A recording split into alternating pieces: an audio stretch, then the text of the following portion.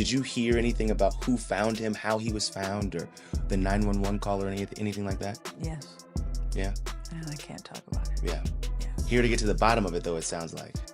We pretty much know what's going on, but, you know, all we want to do is just talk about the man, the musician. What message do you have to Prince fans? Just keep saying prayers for everyone, for the family. Yeah.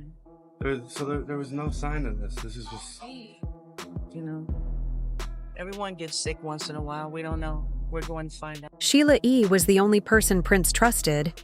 Rumor says she's sharing secrets he kept from us, stories he wanted hidden, and people believe Diddy wanted him silenced before he could reveal the truth, before his untimely death in shocking detail. You know, you were in a relationship with Prince. He even proposed to you. How did he do it? It was during the Sign of the Times tour, and there are many songs that were like really emotional to me when we played, and Purple Rain was one of them. So playing that song and playing drums, I just love playing that song. And next thing I know, he's taking his solo, and as I opened my eyes, he was turning at the same time that I opened my eyes, and he's taking his solo, and he turns to me, and he said, "Will you marry me?" Here's what's got people talking. Some fans are convinced Prince was getting ready to reveal some deep, disturbing truths, not just about owning music, but about darker things going on in the entertainment industry. We're talking about serious claims of exploitation, control, and even strange rituals. And now, Diddy's name is popping up again in the middle of these whispers. Is it just a coincidence? Maybe. But some folks aren't so sure. Now, here's where it gets even. More chilling, Sheila E., Prince's longtime friend and collaborator, has reportedly decided to finally speak up after years of staying quiet. According to multiple sources, she's saying Prince was trying to warn the world about something dangerous. She says he carried a truth that most people weren't ready to hear. And whatever it was, it weighed heavily on him. To understand their connection, you've got to go back. Sheila E. first met Prince back in 1977 at a concert where she performed with her father.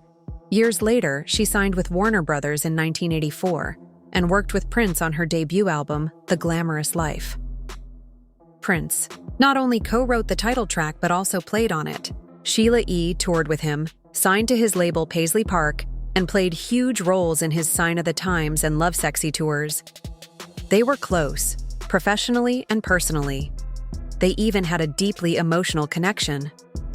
During one live show, Prince looked at her from across the stage and mouthed, "Marry me." It wasn't planned. It wasn't a show. It was raw and real. And for a moment, they were reportedly engaged, but never tied the knot. Still, Sheila E. remained one of the few people Prince truly trusted. And now she might be revealing exactly what he was trying to protect us from. First Diddy party I went to was at Prince's house. So you want to go to Prince's house to the Diddy party where Tyrese is performing and Demi Moore and Ashton Kutcher are swinging on swings. That is what's happening on the other side of the wall. And so the one thing that makes this party different than a Jamie Foxx party or any other celebrity party that wrangles a bunch of young women or guys or whatever too, is that Diddy didn't let you bring your security in the party. Despite rumors that Sheila E. and Prince hadn't spoken for 5 years before his 2016 death, supposedly because her memoir revealed too much, insiders say they actually reconnected near the end. Prince opened up to her about how people in power manipulate artists and control their stories. He even shared shocking information about Diddy's role in silencing talent. Remember, Prince always fought for musicians to own their work and earn what they deserve. Was Diddy one of those controlling figures? According to Sheila E. New revelations, it seems Prince believed so, and finally trusted her with the secret. Well, it's not your game. You didn't make the rules, so everything comes hard.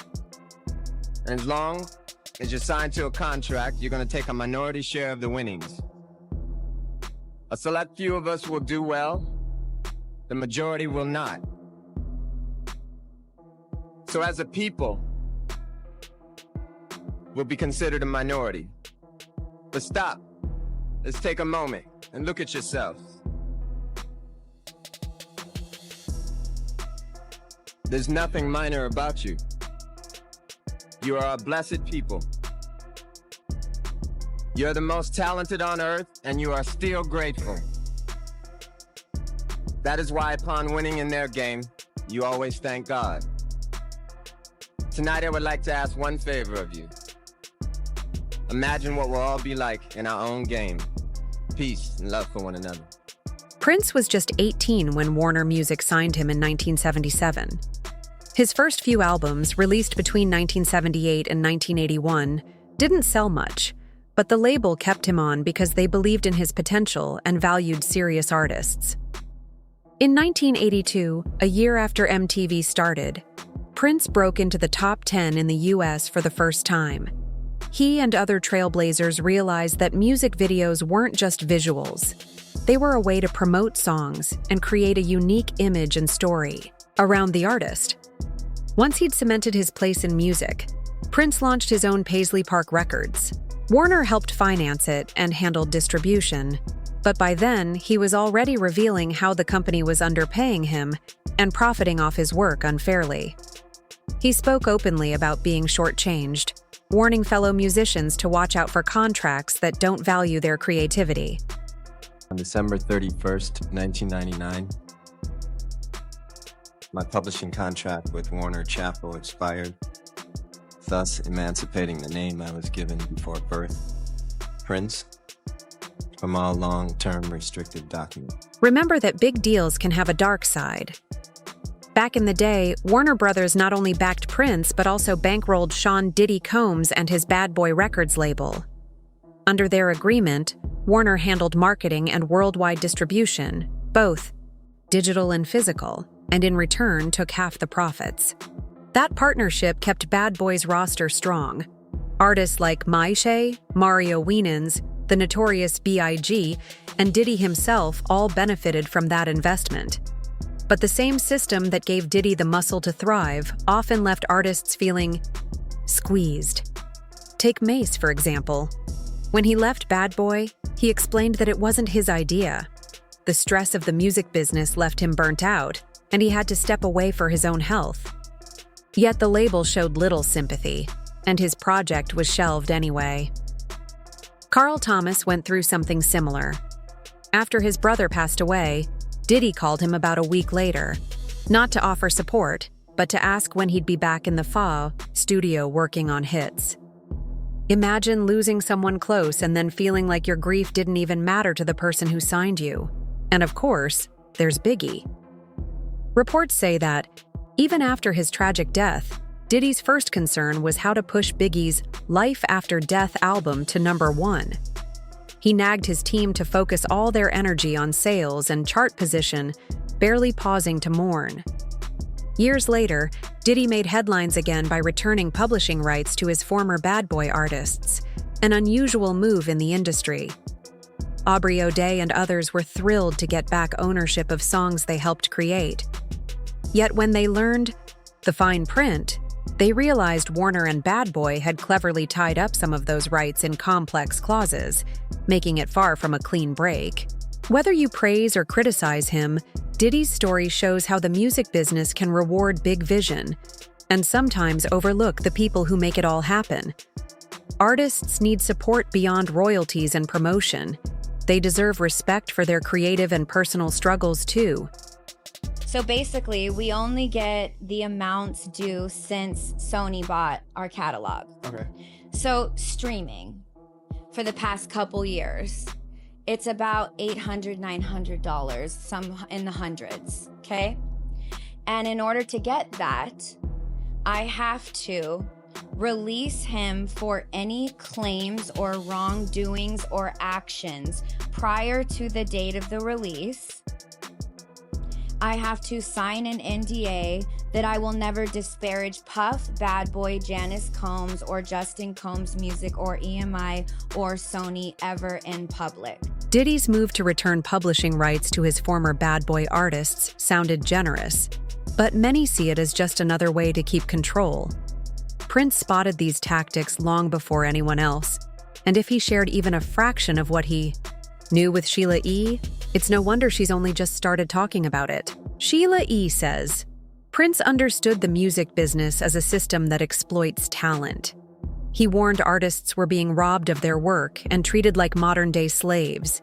He accused record labels of hijacking legacies and wanted to name names publicly, but he died before he could.